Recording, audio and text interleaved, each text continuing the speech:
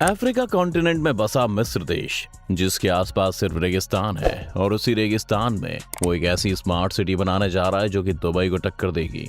इस शहर में बुर्ज खलीफा से भी ऊंची बिल्डिंग और लंदन के सेंट्रल पार्क से बड़ा पार्क बनाया जा रहा है। ये सिटी मिस्र की नई राजधानी होने वाली है और मिस्र की पुरानी राजधानी काहिरा को यहाँ शिफ्ट किया जाएगा।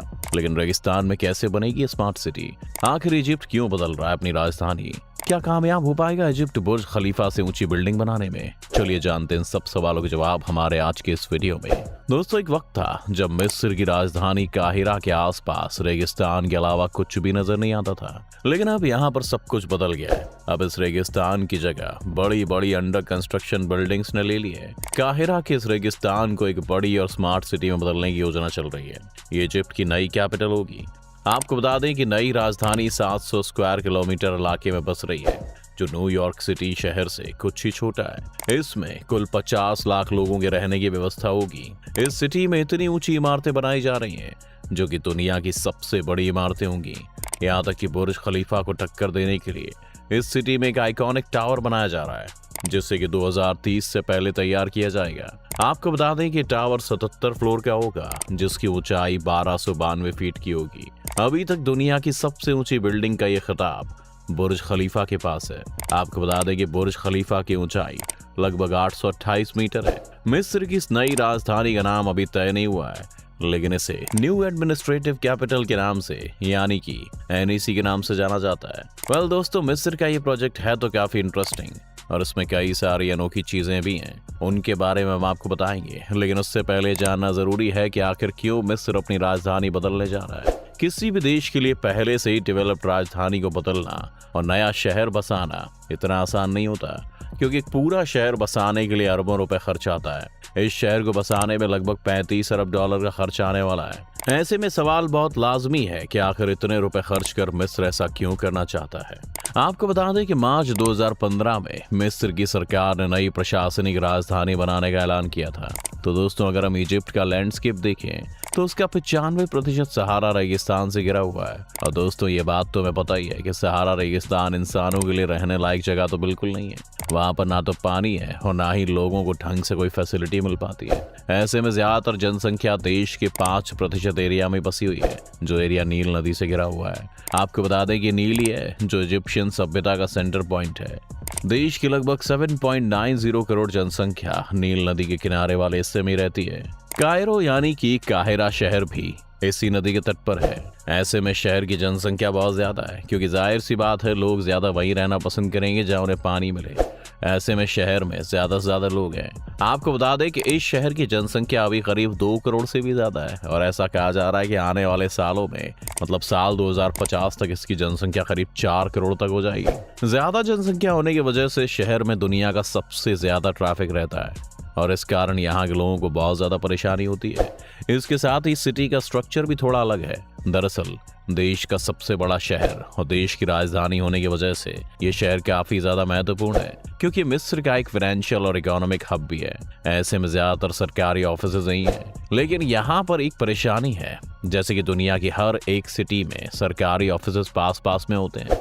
ऐसे में ज्यादातर संख्या होने के कारण काहिरा में ऐसा नहीं है। यहाँ पर एक गवर्नमेंट ऑफिस दूसरे गवर्नमेंट ऑफिस से बहुत दूर है। इस वजह से भी इस शहर में बहुत ज्यादा ट्रैफिक हो जाता है, क्योंकि जब किसी एक सरकारी ऑफिशियल को दूसरे ऑफिस में जाना होता है तो उसके साथ कई सिक्योरिटीज भी जाती हैं, जिससे लोगों को काफी ज्यादा परेशानी का सामना करना पड़ता है। ऐसे में बहुत ज्यादा जरूरी हो गया था कि सरकारी ऑफिस कहीं पर ऐसी जगह बनाया जाए जहां पर ना तो काम रुके और ना ही लोगों को परेशानी हो।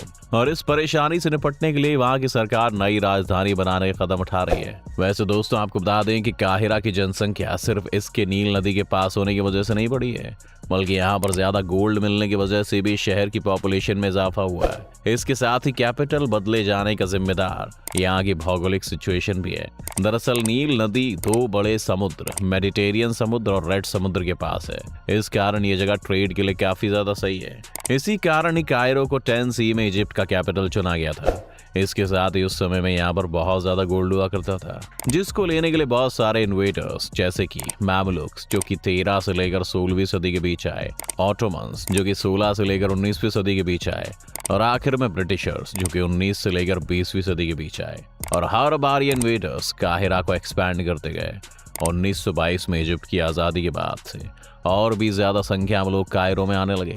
देखते ही देखते कायरो में रहने लायक जगह खत्म होने लगी, लेकिन फिर भी लोग आते गए, रुके नहीं, और आखिर में वो सारे लोग स्लम्स बनाकर रहने लगे। इतनी ज़्यादा पॉपुलेशन की वजह से यहाँ की सरकार को काफ़ी ज़्यादा परेशानी का सामना करना पड़ रहा है और इसी कारण यहाँ प्रोटेस्ट चल रहा है। चलिए अब आपको बताते हैं कि आखिर इस प्रोजेक्ट में और क्या क्या चीज़ें शामिल हैं। जैसा कि हमने आपको बताया कि सिटी में आइकॉनिक टावर बनाया जा रहा है जो कि दुनिया की सबसे ऊंची बिल्डिंग होने वाली है। इसके साथ ही शहर में ऐसी कई चीजें और भी बनाई जा रही हैं जो कि इसे दुनिया के सबसे शानदार शहरों में से एक बनाती हैं। मिस्र सरकार की योजना इस नए शहर को मॉडर्न फैसिलिटीज से लैस बनाने की है जो कि न्यूयॉर्क और लंदन की तरह डेवलप्ड होगी। आपको बता दें कि इलेक्ट्रिसिटी के लिए शहर के बाहर 90 वर्ग किलोमीटर में सौर ऊर्जा का प्लांट लगाने की योजना है जिससे यहाँ के लोगों को बिजली मिलेगी। रेगिस्तान में होने के बावजूद भी खूबसूरती के लिए इस शहर के चारों ओर आर्टिफिशियल लेक्स बनाई जाएंगी। इतना ही नहीं, नए शहर के पास इलेक्ट्रिक रेलवे लिंक और नया इंटरनेशनल एयरपोर्ट भी होगा। इस शहर में लोगों की सभी जरूरतों का ध्यान भी रखा जाएगा। यहाँ 400 से ज्यादा हॉस्पिटल्स और स्कूल कॉलेज बनाने की भी योजना है। इसके अलावा इस नए शहर में टूरिज्म का भी ध्यान रखा जाएगा जो कि आमतौर पर किसी भी देश की इनकम का भी एक इम्पोर्टेंट सोर्स होता है। इसके लिए शहर में 30,000 से ज्यादा लोगों की कैपेसिटी के होटल होंगे। इसके लिए यहाँ होटल बनाए जाएंगे जिनमें 30,000 कमरे होंगे। इसके अलावा यहाँ वर्ल्ड क्लास पार्क बनाया जाएगा जो लंदन के सेंट्रल पार्क से भी बड़ा होगा। साथ ही यहाँ 14,000 एकड़ की जमीन में शॉपिंग मॉल, मस्जिद और एक ग्रैंड चर्च का निर्माण किया जाएगा। इस नए शहर के केंद्र में प्रेसिडेंशियल रेजिडेंस, एम्बेसी, पार्लियामेंट और 18 मिनिस्ट्रीज होंगी।